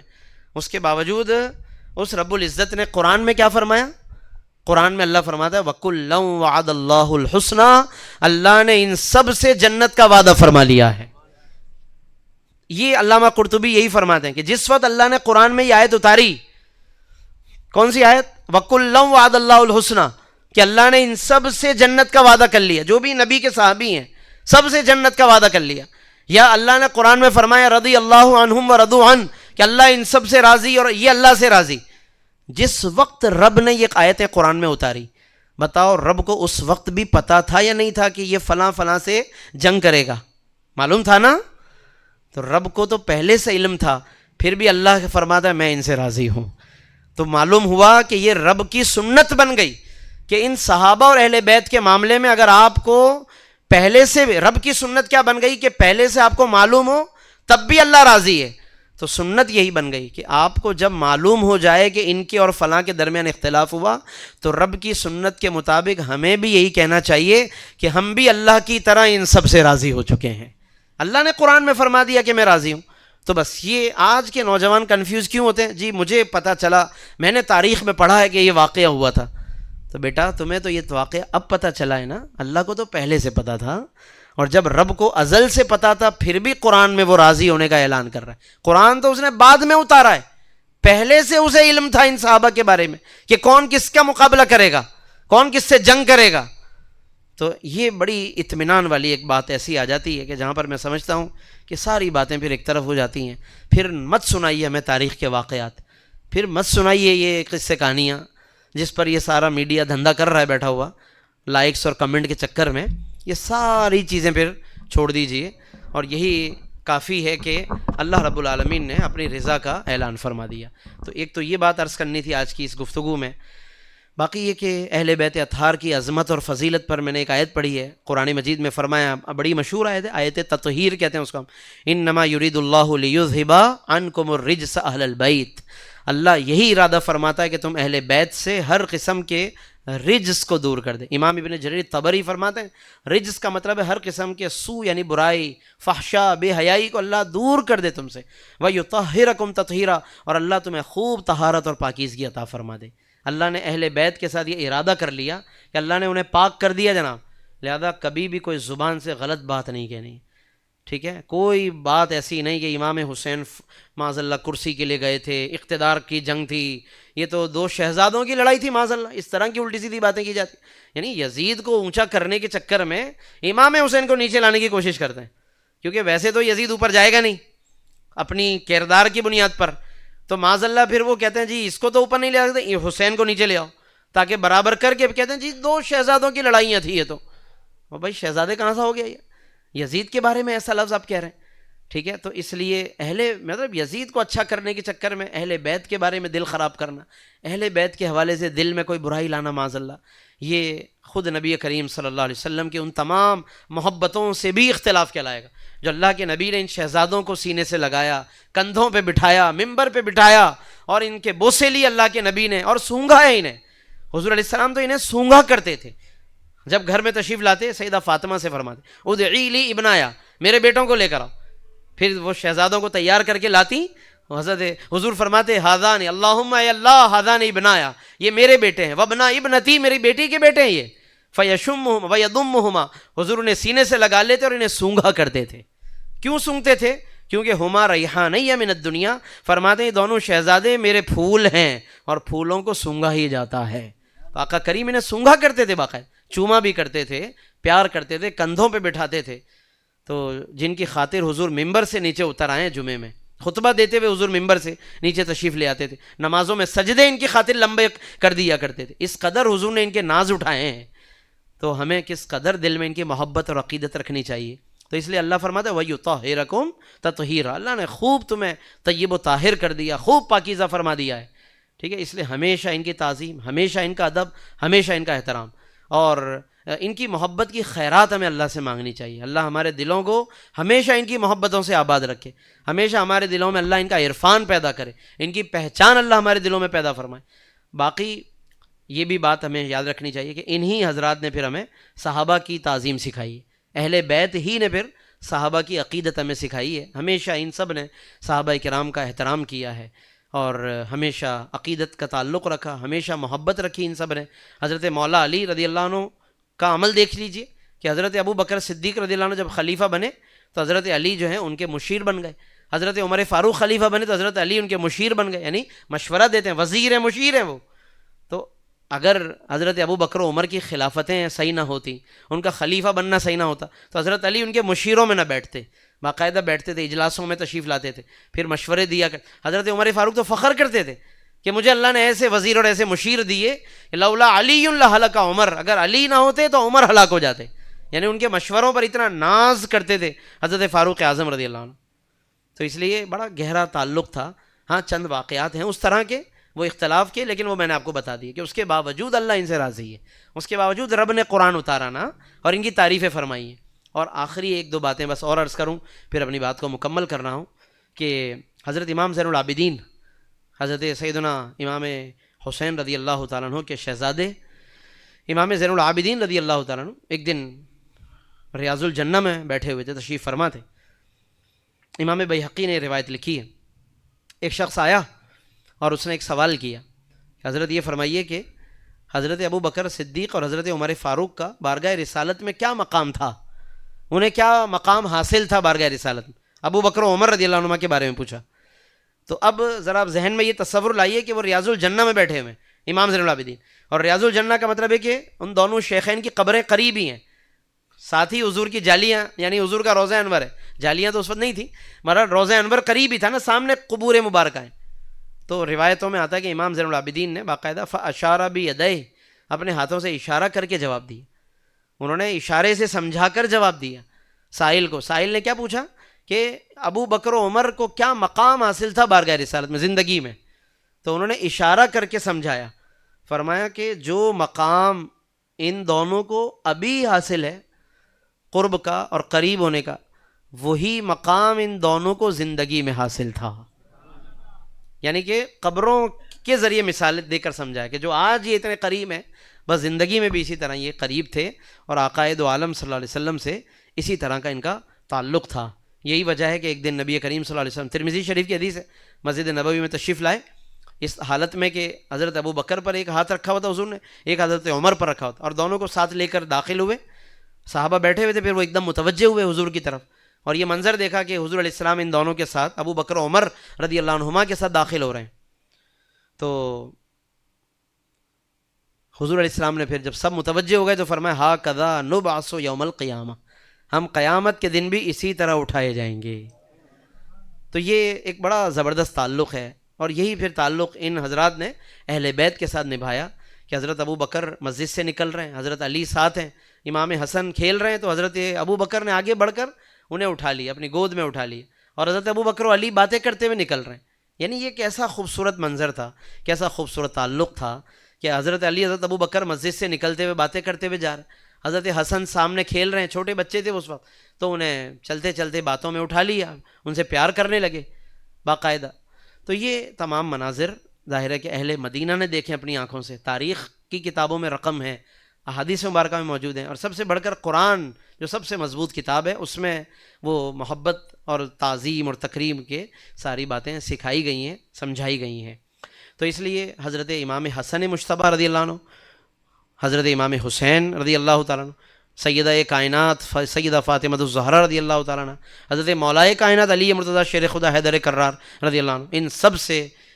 ہمیں وہ عقیدت ہونی چاہیے، وہ عظمت ہونی چاہیے کہ جس کا فیض اور جس کا اثر ہمارے بچوں میں بھی منتقل ہو۔ حضرت علی رضی اللہ تعالیٰ عنہ سے وہ محبت ہو، وہ احترام ہو کہ جس کا اظہار ہمیں حدیثوں میں نظر آتا ہے کہ حضور علیہ الصلوۃ والسلام کس طرح حضرت علی سے اپنی محبت کا اظہار فرماتے تھے کہ جب تمام صحابہ کو ایک دوسرے کا بھائی بنا دیا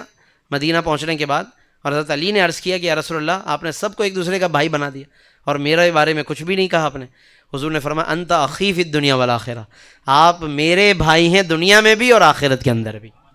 اب یہ حضور نے خاص قلبی محبت کا اظہار کیا۔ پھر اسی طرح حضرت امام حسین سے حضور نے کس طرح محبت کا اظہار کیا۔ حضور فرماتے حسین منی و انا من حسین۔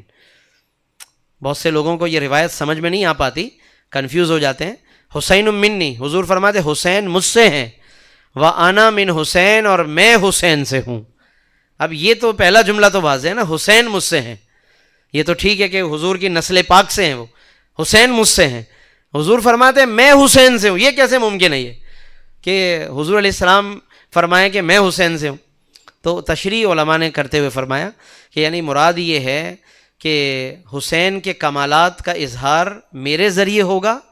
اور میری عظمتوں کا ظہور اللہ حسین سے فرمائے گا۔ میری کئی عظمتیں، میرے کئی کمالات دنیا کو حسین کے ذریعے پتہ چلیں گے۔ جیسے کربلا میں جب وہ اترے اور شہادت پائی، یہ حضور کی تمنا کی تکمیل تھی کہ حضور فرمایا کرتے تھے کہ میں چاہتا ہوں کہ میں اللہ کی راہ میں شہید کیا جاؤں۔ تو حضور تو ظاہراً تو شہید نہیں ہوئے نا، کوئی کافر تلوار لے کر حضور پر غالب آئے، یہ ممکن ہی نہیں تھا، کیونکہ اللہ قرآن میں فرما چکا واللہ یعصمک من الناس، اللہ آپ کی حفاظت کرے گا لوگوں سے۔ تو ایک طرف اللہ فرما رہا ہے اللہ آپ کی حفاظت کرے گا، یعنی آپ شہید ہو ہی نہیں سکتے، اور ادھر نبی تمنا بھی کر رہے ہیں کہ میں چاہتا ہوں شہید کر دیا جاؤں، اور نبی کی تمنا خالی نہیں جاتی۔ ادھر اللہ فرما رہا ہے کہ اللہ آپ کی حفاظت کرے گا، ادھر تمنا مصطفیٰ یہ ہے لوددت ان اقتلا، کہ میں شہید کیا جاؤں۔ تو وہ براہ راست تو شہید نہیں ہوئے اس طور پر، یہ حقیقی جو شہادت کہلاتی ہے اس میں، لیکن امام حسین کے ذریعے وہ تمنائے مصطفیٰ اللہ نے مکمل فرمائی ہے۔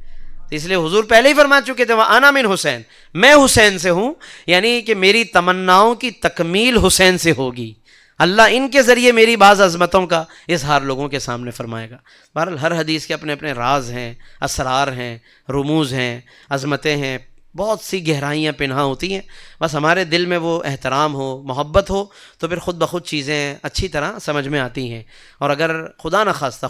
احترام میں کمی ہو جائے، چاہے وہ صحابہ کا احترام ہو چاہے اہل بیت کا ہو، تو پھر بہت سی چیزیں آدمی پھر سرسری گزار دیتا ہے، وہ پھر اس کے اندر باریکیوں میں غور نہیں کرتا ہے۔ اس لیے بہرحال تمام صحابہ کرام کی عظمت اور احترام ملحوظ رکھنا چاہیے، بچوں کے اندر بھی یہ محبتیں منتقل کرنی چاہیے، تمام اہل بیت اطہار سے بھی اسی طرح ان کے واقعات جو مستند ثابت ہوں، جھوٹی روایتیں، جھوٹے واقعات سے ہمارا کوئی تعلق نہیں کہ کربلا کے موقع پر خواہ کی کوئی کہانیاں بنا کر اور ایک ماحول بنانے کے لیے، یہ ماحول جو فرضی بنایا جاتا ہے تو یہ اس کے بھی ہم قائل ہیں۔ اہل سنت و جماعت کا منہج اور اہل سنت و جماعت کا طریقہ بالکل معتدل ہے، اعتدال کے ساتھ۔ ادھر ادھر کی قصے، کہانیاں، جھوٹی روایتیں لوگوں کو کوئی جذبہ دلانے کے لیے یا بلا وجہ رلانے کے لیے یا کوئی ماحول کریٹ کرنے کے لیے، اس کا بھی اہل سنت سے تعلق نہیں ہے۔ ہمارا جو طریقہ اہل سنت کا بزرگوں سے چلا آ رہا ہے وہ یہ کہ جو باتیں، جو دلائل کتابوں میں مذکور ہیں، اگرچہ ضعیف روایت ہو، فضیلت کے بارے میں اگر آئی ہے، ضعیف ہو، جھوٹی نہ ہو، فرق ہے دونوں باتوں میں۔ ضعیف روایت اور جھوٹی روایت میں فرق ہے۔ جھوٹی روایت کسی طرح بھی قابل قبول نہیں ہے، لیکن ضعیف روایت ہے، ضعیف کا مطلب ہے کہ کمزوری ہے اس میں، کسی درجے میں کہیں ثابت ہے، کمزوری ہے، کوئی جھوٹا راوی نہیں ہے اس میں، تو وہ فضیلتوں میں چل جائے گا۔ ٹھیک ہے، وہ فضیلتوں میں علماء نے لکھا ہے فضائل کے بارے میں ضعیف روایتیں چل جاتی ہیں، تو چاہے وہ فضیلتیں پھر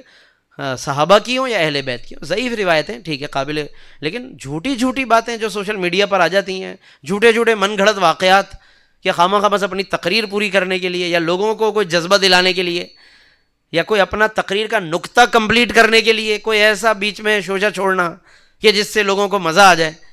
تو یہ مزے وزے کرانے کے لیے کوئی نہ کوئی ایسا غلط حوالہ دینا، غلط ریفرنس دینا، غلط روایت کوڈ کرنا، یہ مناسب نہیں ہے. جو مستند فضیلتیں میں عرض کرتا ہوں کہ اتنی ہیں،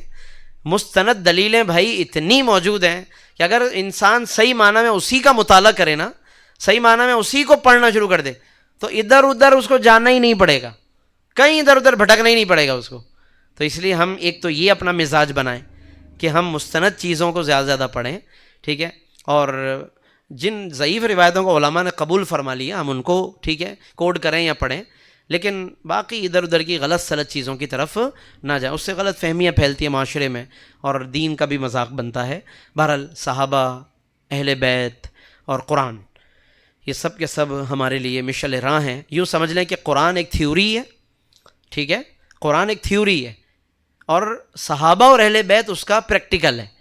کہ انہوں نے اس تھیوری پر اپنی زندگی میں عمل کر کے دکھایا کہ عبادت کیسے کرنی ہے، سخاوتیں کیسے کرنی ہے، اور جہاد کیسے ہوتا ہے، اور ماں باپ کی فرما برداری کیسے ہوتی ہے، رسول کی اطاعت کیسے ہوتی ہے، نمازیں کیسے ہوتی ہیں، روزے کیسے ہوتے ہیں، تجارت کیسے ہوتی ہے. ہر چیز انہوں نے کر کے دکھائی ہے جناب،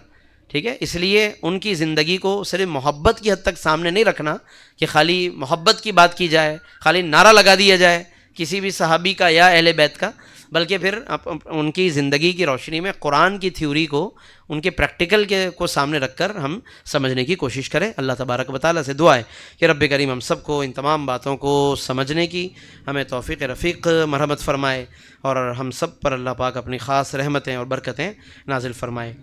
اچھا، ایک دو سوالات ہیں یا شاید ایک دو اور بھی ہیں، دعا ہے. ایک سوالات ہیں ایک دو، باقی دعا کی پرچی ہے. تو میں مختصراً عرض کر دیتا ہوں کہ سوال یہ کیا گیا ہے کہ قرآن مجید کی بے حرمتی کرنے پر کوئی حد ہے یا نہیں ہے، اگر نہیں ہے تو پھر بے حرمتی کرنے والے کو کون سی سزا شریعت مطہرہ میں تجویز کی گئی ہے. دو طرح سے، دو شخصوں کی طرف سے ممکن ہے، ایک تو مسلم کی طرف سے یا نان مسلم کی طرف سے. مسلم سے تو امید اور توقع نہیں کر سکتے کہ وہ قصدن یا جان بوجھ کر ایسا کرے گا، ٹھیک ہے، لیکن خدا نہ خاصہ اللہ نہ کرے کوئی مسلم اگر ایسا کر جاتا ہے تو وہ تو مسلم ہی نہیں رہے گا، تو پھر وہ مرتد ہو جائے گا. مرتد ہوگا تو پھر مرتد والی سزائیں تو ساری موجود ہے دین کے اندر، ارتداد کی اس سزا پہ بات ہوگی پھر. اور اگر کوئی غیر مسلم کرتا ہے، ٹھیک ہے، تو وہ تو پہلے ہی آلریڈی غیر مسلم ہے، وہاں تو مرتد والا مسئلہ نہیں ہے. تو پھر کتابوں میں لکھا ہوا ہے کہ جس چیز پر کوئی باقاعدہ شرعی حد معین طور پر موجود نہ ہو تو قاضی اسلام یعنی قانون اسلام اس معاملے میں تعزیر اختیار کرے گا. ایک حد ہوتی ہے، ایک تعزیر ہوتی ہے. حد خاص جرائم پر جو مقرر ہے وہ تو ہے، جن جرائم میں حد نہ ہو تو تعزیر ہوتی ہے، اور تعزیر میں قاضی اسلام قتل تک بھی جا سکتا ہے، ٹھیک ہے. لہذا جرم کی سنگینی کو دیکھتے ہوئے قاضی جو ہے وہ تعزیری سزا نافذ کرے گا، اور جب دیکھے گا جرم انتہائی سنگین ہے، روک تھام بھی ضروری ہے، تو وہ پھر قتل تک بھی فیصلہ کر سکتا ہے. تو یہ تمام اس کی تفصیلات ہیں جو میں نے مختصراً عرض کی ہیں. اچھا، اور اہل بیت اطہار میں کون کون سی شخصیات شامل ہیں، یہ تو پھر کافی تفصیلی بات ہو جائے گی. باقی یہ کہ مختصراً عرض کر دیتا ہوں، باقی اگلے درس میں اگر موقع لگا تو اس کو تفصیل سے بیان کریں گے انشاءاللہ. مختصراً یہ کہ ایک تو پنجتن پاک کا جو لفظ بولا جاتا ہے، نبی کریم صلی اللہ علیہ وسلم، سیدنا مولا کائنات علی مرتضیٰ حیدر کرار رضی اللہ عنہ، حضرت سیدہ کائنات بی بی فاطمۃ الزہرا رضی اللہ تعالیٰ عنہ، اور حضرات حسنین کریمین رضی اللہ عنہ مجمعین. اور اہل سنت و جماعت کے نزدیک اہل البیت اور اہل بیت کا جب لفظ بولا جاتا ہے تو ہم اہل سنت کے نزدیک اس میں ازواج مطہرات بھی شامل ہیں، ٹھیک ہے. نبی کریم صلی اللہ علیہ وسلم کی ازواج ہماری مائیں، جن کو قرآن مجید نے فرمایا وَأَزْوَاجُهُ أُمَّهَاتُهُمْ، کہ نبی کی ازواج اہل ایمان کی مائیں ہیں، اور ماں کہہ کر سارا تقدس اور حرمت اللہ نے بیان فرما دی. یعنی دنیا میں یوں سمجھ لیں کہ اگر عزت، پاکیزگی اور طہارت اور تقدس کو بیان کرنا ہو ایک لفظ میں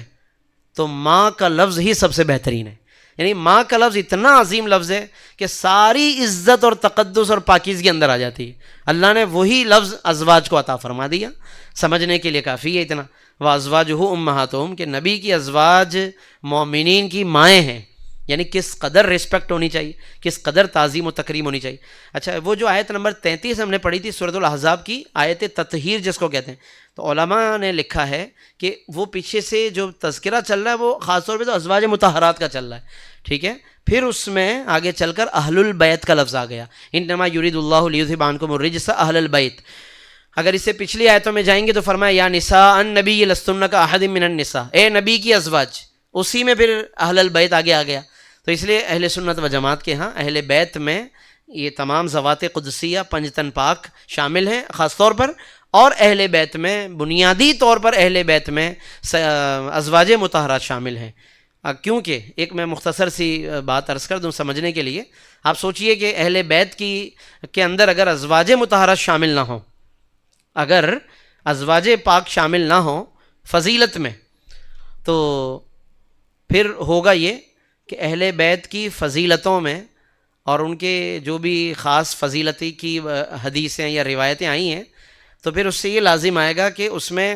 سیدہ کائنات سیدہ فاطمہ الزہرا تو شامل ہیں، لیکن ان کی والدہ سیدہ خدیجہ شامل نہیں ہیں۔ اور یہ بڑی عجیب بات ہے کہ ایک عزت و حرمت و تکریم میں سیدہ پاک شامل ہیں، اور اس میں ان کی والدہ سیدہ خدیجہ جو ہیں وہ اس فضیلت سے خارج ہو گئی ہیں۔ تو ہم اہل سنت و جماعت کے عقیدے کے مطابق سیدہ پاک بھی شامل ہیں، ان کی والدہ اور ہماری ماں اور تمام مومنین کی ماں ام المومنین سیدہ خدیجہ الکبریٰ سب سے پہلے، اور پھر بالترتیب تمام ازواج پاک اہل البیت میں شامل ہیں، تو وہ بھی اہل بیت کی فضیلت میں شامل۔ البتہ اس میں ایک حدیث قصہ پیش کی جاتی ہے، چادر والی حدیث قصہ، تو اس میں آپ صلی اللہ علیہ وسلم نے خاص انہی پنجتن کو ہی شامل فرمایا تھا، اور حضرت ام سلمہ رضی اللہ عنہ اس میں شامل ہونے کا ارادہ فرما رہی تھی، تو ان کو آپ صلی اللہ علیہ وسلم نے روک دیا تھا۔ تو اس کی وجہ سے بعض لوگ کہتے ہیں کہ اہل بیت میں شامل نہیں ہے، نہیں، وہ ہم یہ کہیں گے کہ اہل قصہ میں شامل نہیں ہے، یعنی وہ چادر کے ذریعے آپ صلی اللہ علیہ وسلم ان کو ایک الگ فضیلت عطا فرمانا چاہتے تھے، تو اس میں آپ صلی اللہ علیہ وسلم نے ان کو شامل نہیں فرمایا۔ تو گویا کہ جس کو خاص فضیلت میں آپ نے ارادہ فرمایا حدیث قصہ میں یا اہل قصہ میں شامل کرنے کا، تو وہ ان کے لیے ارادہ فرما لیا، اور عمومی طور پر اہل البیت کے لفظ میں اس قصہ سے ہٹ کر دیگر جو فضائل و مناقب ہیں تو ان میں یہ سب شامل ہیں، ذوات قدسیہ اور یہ تمام شخصیات، ازواج مطہرات بھی۔ تو بہرحال یہ ضروری ہے کہ ان تمام موضوعات کو ہم غور سے پڑھیں، سنیں، سمجھیں، تاکہ جو غلط فہمیاں ہیں معاشرے میں پھیلی ہوئی ہیں وہ دور ہوں اور آسانیاں ہوں ہم سب کے لیے، اور عمل کرنے کا جذبہ پیدا ہو سکے، ورنہ الجھنیں جب بڑھتی ہیں تو عمل کہیں پیچھے رہ جاتا ہے۔ مطلب جو نوجوان خاص طور پہ لگے رہتے ہیں لڑائی جھگڑوں میں یا سوشل میڈیا پہ بحث مباحثوں میں یا آپس میں بھی گلی کوچوں میں بھی، تو آپ یہ دیکھیے کہ وہ ان بحثوں میں تو روز الجھے رہتے ہیں، مگر عملی طور پر یعنی عمل کے معاملے میں وہ پیچھے رہ جاتے ہیں، کیونکہ انہیں اتنا ٹائم ہی نہیں مل پاتا کہ وہ اہل بیت یا صحابہ کی زندگی کا کوئی واقعہ لے کر عمل بھی کر سکیں، وہ بحثوں میں خالی الجھے رہتے ہیں۔ تو اس لیے بحث کا عام طور پہ کوئی فائدہ بھی نہ کوئی نتیجہ آتا ہے نہ کوئی رزلٹ آتا ہے، تو کوشش یہ کریں کہ ایک حد تک کوئی دلیل وغیرہ کا تبادلہ کر لیں، باقی ہدایت دینا اللہ کا کام ہے، لہذا ایک حد تک بس بنیادی چند باتیں کرنے کے بعد اپنا دامن بچا کر پھر آدمی عمل کرے، اور جتنا ہو سکے اپنے آپ کو زیادہ سے زیادہ اللہ اور اس کے رسول کا مطیع و فرما بردار بنائے اور اپنا وقت بچائے، تو اتنا زیادہ بہتر ہوگا۔ اللہ تبارک و تعالی ہم سب کو عمل کی توفیق عطا فرمائے۔ الحمدللہ رب العالمین والصلاة والسلام علی سید المرسلین۔ ربنا تقبل منا انک انت السمیع العلیم وتب علینا انک انت التواب الرحیم۔ یا ارحم الراحمین یا ارحم الراحمین، آج کی ہماری نشست اپنی بارگاہ میں قبول فرما، اور اس میں جو کچھ بھی ہم نے سنا، پڑھا، سیکھا، ہم سب کو اس کو یاد رکھنے اور اس پر عمل کرنے کی توفیق عطا فرما۔ مولا کریم ہم سب کو قرآن مجید سے اور صاحب قرآن صلی اللہ علیہ وسلم سے اور آپ کے گھرانے سے اور آپ کے اصحاب سے، ازواج پاک سے سب سے سچی عقیدت، محبت اور احترام و حرمت نصیب فرما، اور ماہ محرم شریف کا بھی جو حرمت و تقدس ہے اس کا بھی ہمیں پاس عطا فرما، اور ہم سب کی تمام دلی مرادیں پوری فرما، جو بیمار ہیں ان سب کو صحت اور شفا عطا فرما، جو صاحبان ایمان مرد و خواتین انتقال کر گئے ان سب کی مغفرت فرما، سید عاشق حسین شاہ کے لیے، مہر وسیم کے والد صاحب کے لیے، جمال نیازی صاحب کے لیے، ساجد محمود صاحب کے لیے جو کہ سر وارث خان صاحب کے بھائی ہیں، راشد قادری کے چچا جان کے لیے، اور چودھری مرزا صاحب کی اہلیہ کے لیے، سب کے لیے دعا کیجیے، دعائیں مغفرت کے اللہ پاک ان سب کے درجات کو بلند فرمائے، ان سب کی مغفرت فرمائے، اور ان سب کو قبر و حشر کے مراحل میں مزید آسانیاں اور برکتیں عطا فرمائے، اور جو بیمار ہیں ہسپتالوں میں، گھروں میں زیر علاج، اللہ سب کو صحت اور شفا عطا فرمائے۔ ہمارے برادران کے جو ان نشستوں کا اہتمام فرماتے ہیں اور جو ان کے ساتھ تعاون فرماتے ہیں، ان سب کو اللہ جزائے خیر عطا فرمائے۔ اور ہمارے جو علماء کرام اس میں سرپرستی فرما رہے ہیں، علامہ عبدالوحید صاحب ہیں، علامہ طاہر شاہ صاحب ہیں، اور دیگر جو علماء کرم فرماتے ہیں، تشریف لاتے ہیں، اپنی مصروفیات کے باوجود وقت دیتے ہیں، اور ان کی وجہ سے مزید رونق ہوتی ہے، اور ان کی وجہ سے دیگر لوگ بھی تشریف لاتے ہیں۔ سب کو اللہ پاک درجہ بدرجہ جزائے خیر عطا فرمائے، اور ہم سب کی حاضری اللہ پاک قبول فرمائے،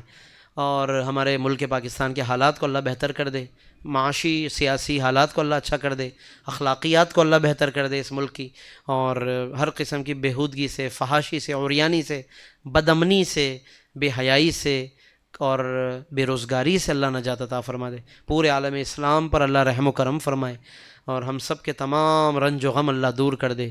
اور ابر کرم کے وقت بھی دعائیں قبول ہوتی ہیں، اللہ ہم سب کی تمام دلی مرادیں پوری فرمائے اور دعائیں بھی قبول فرمائے۔ یا رب بالمصطفیٰ بلغ مقاصدنا واغفر لنا ما مضى یا واسع الکرم ان اللہ وملائکتہ یصلون علی النبی یا ایھا الذین آمنوا صلوا علیہ وسلموا تسلیما اللہم صل علی سیدنا مولانا محمد وعلی آلہ وصحبہ اجمعین سبحان ربک رب العزۃ عما یصفون وسلام علی المرسلین والحمد للہ رب العالمین لا الہ الا اللہ محمد الرسول اللہ صلی اللہ علیہ وسلم۔